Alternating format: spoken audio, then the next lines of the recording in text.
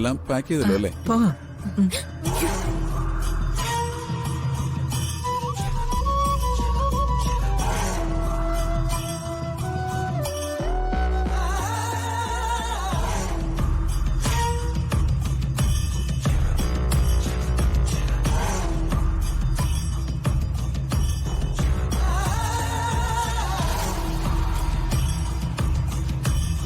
ഇത്രയും നേരം ഇവിടെ എന്തൊരു വെപ്രാളമായിരുന്നു.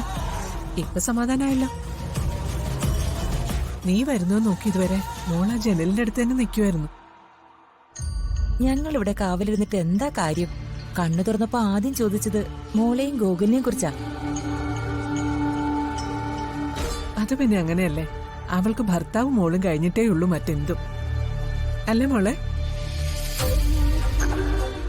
ഗൂഗിൾ മോളെവിടെ?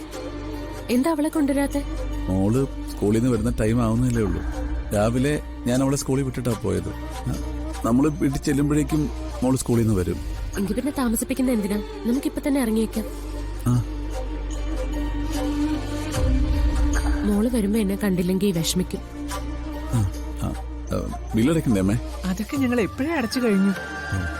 അത് ശരി. ഒരു മിനിറ്റ്, ഞാൻ ഡോക്ടറെ ഒന്ന് കണ്ടിട്ട് വരാം. എന്നിട്ട് നമുക്ക് പെട്ടെന്ന് പോവാം. ശരി, പെട്ടെന്ന് പറഞ്ഞേ. ഞാനിപ്പോ വരാം.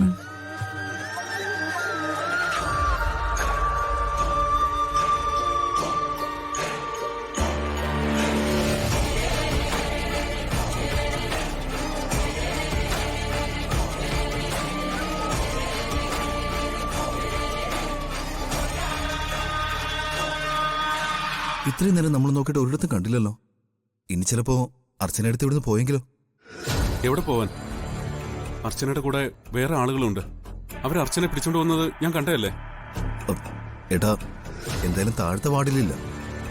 നമുക്ക് റിസപ്ഷനിൽ പോയി ഒന്ന് അന്വേഷിക്കാം. OP-യിൽ വന്നവരുടെയും അഡ്മിറ്റ് ആയവരുടെ എല്ലാം വിവരങ്ങൾ അവിടെ കാണുമല്ലോ. ഏട്ടൻ വാ.